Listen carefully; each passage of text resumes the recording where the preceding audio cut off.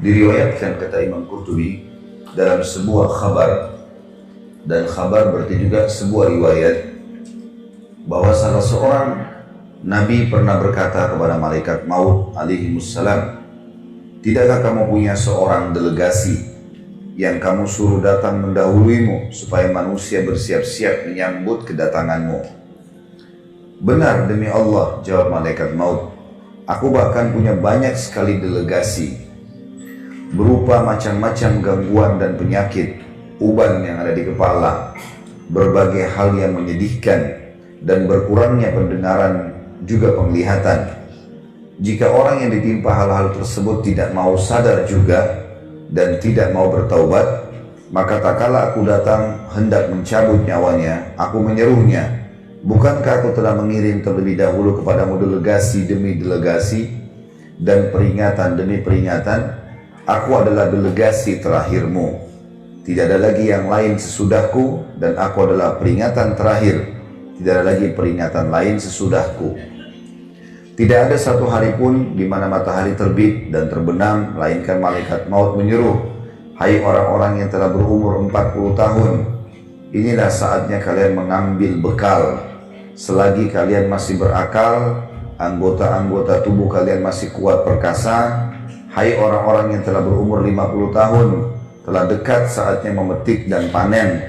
Hai orang-orang yang telah berumur 60 tahun, kalian telah melupakan hukuman Allah dan melalaikan jawaban atas firman Allah subhanahu wa ta'ala yang telah disebutkan di dalam surah Fatir ayat 37. A'udzu billahi minasyaitonir rajim. Awalam nu'ammirkum ma yatadzakkaru fihi man tadzakkara wa ja'akumun nadhir. Bukankah kami telah memanjangkan umurmu dan dalam masa yang cukup untuk berfikir bagi orang-orang yang mau berfikir, dan bukankah telah datang kepadamu an-nadhir atau pemberi peringatan?" Sampai sini dulu. Khusus lembaran ini kita harus mengambil pelajaran penting Bapak Ibu sekalian, dan sekaligus menepis beberapa persepsi negatif tentang masalah mati. Misal, orang menganggap nanti sudah keriputan, sudah tua sekali, udah bungkuk badannya, baru dia mati. Ini persepsi salah. Karena banyak yang masih bayi mati, remaja mati. Persepsi yang lain, orang menganggap dia akan mati kalau masuk rumah sakit, sakit parah, di ICU. Maka ini juga persepsi yang salah. Karena ukuran rumah sakit dibandingkan dengan jalan raya, mana yang lebih banyak manusianya? Di jalan raya. Ruangan ICU ada berapa di rumah sakit? 1 atau 2. Mana manusia miliaran? Berarti persepsi orang yang menganggap bahwasanya sakit dulu baru mati itu keliru. Karena sedikit sekali orang masuk rumah sakit. Gak banyak. Gitu kan? Lebih banyak orang yang lewat lulalan depan rumah sakit. Kalau ada persepsi yang lain juga mengatakan mungkin kalau tabrakan tiba-tiba, ya, atau terjadi pembunuhan, perampokan baru mati, ini juga keliru. Banyak orang yang tabrakan dan juga ya, dirampok tidak mati, tapi banyak orang yang justru tidak dirampok meninggal dunia. Dan ambillah dari semua persepsi yang syaitan bisikan di kuping kita untuk lalai, maka tepis semuanya. Dengan sangat yakin kalau mati bisa datang setiap saat. Mau sehat, mau sakit, mau kuat, mau lemah, mau kaya, mau miskin, laki-laki, perempuan, jangan lalai terus. Kita perlu tahu dan garis bawahi satu hal Bapak Ibu sekalian. Kalau umur yang telah berlalu umumnya lebih panjang daripada umur yang tersisa.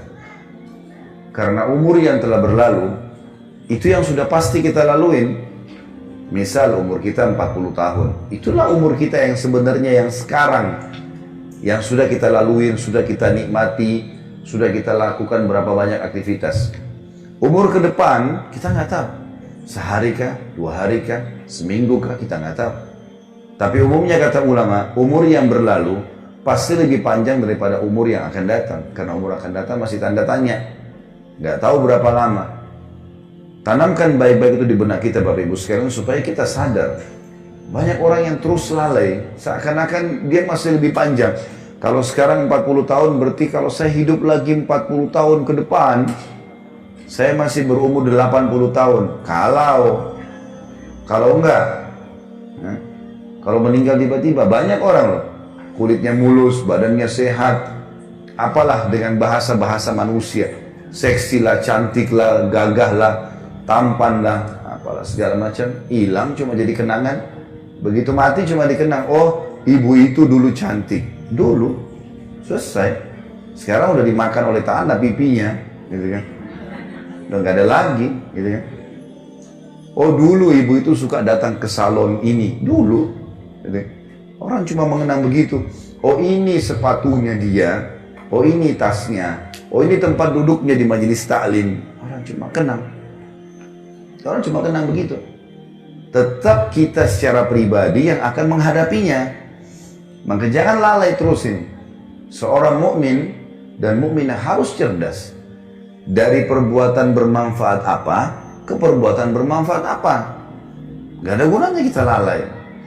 Karena tidak ada waktu ini. Kita sedang berpicu dengan waktu. Jangan terus-menerus mengiyakan syaitan sampai kapan.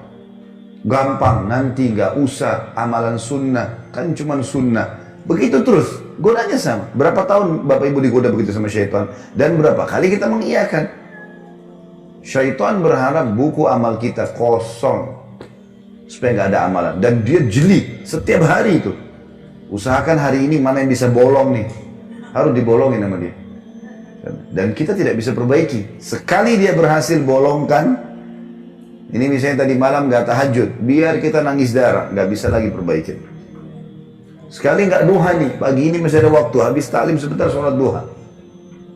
Sekali gak duha, maka target syaitan supaya buku hari ini, di tanggal ini, di buku lembaran kesekian, dia kosong duhanya. Dan nyesel-nyesel nanti hari kiamat. Coba seandainya dulu dari ruangan taklim cuma nyebrang ke musola masjid sebelah, nggak ada susahnya. Saya berapa kali masuk ke situ sholat duha, 1-2 orang ibu ada yang masuk di musola. Yang lainnya mana? Husnudzon, mungkin sudah sholat duha di rumahnya. Alhamdulillah, alhamdulillah. Baiklah, masya Allah. Karena duha itu yang paling baik pada saat unta merasa panas. Kurang lebih jam 8. Kurang lebih. Kalau taklim kita jam 8, setengah 9, berarti sudah sholat duha semua. Masya Allah. Syukurlah. Ya urusan Bapak Ibu sama Allah. Saya cuma tugasnya mengingatkan. Artinya kalau ada orang yang sudah jalankan, alhamdulillah. Bersyukurlah. Tapi kalau yang belum, sampai kapan mau belum nih? Sampai kapan nggak mau? Dan apa alasannya? Malas saja. Karena malas, karena semua bisa, tinggal wudhu, tinggal sholat. Syaitan bisikin, oh duha panjang tuh, 8 rakaat, 12 rakaat. Coba dulu, lakukan dulu sholat. Lakukan dulu, gulirkan.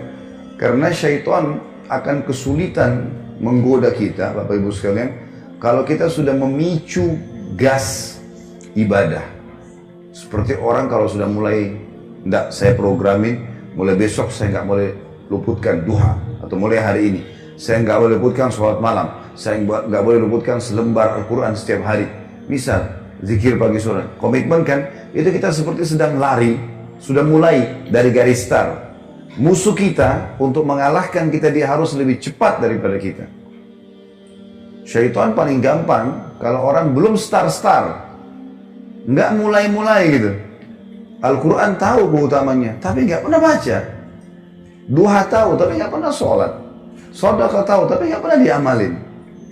Maka orang seperti mau lomba lari, dia belum memulai. Maka oleh rivalnya diketawain aja dia. Gampang orang ini. Tapi kalau kita sudah mulai programkan, kita seperti lagi lari. Speed kita 30, musuh kita syaitan harus 40 untuk ngalahin kita. Kalau dia 30 juga bersaing, nggak bisa ngalahin kita dia. Karena kita sudah mulai, maka memulai dulu. Mulai, lakukan, programkan. Jangan lalai terus, seperti itulah. Delegasi-delegasi yang dari malaikat maut sudah banyak. Dijelaskan dalam paragraf ini.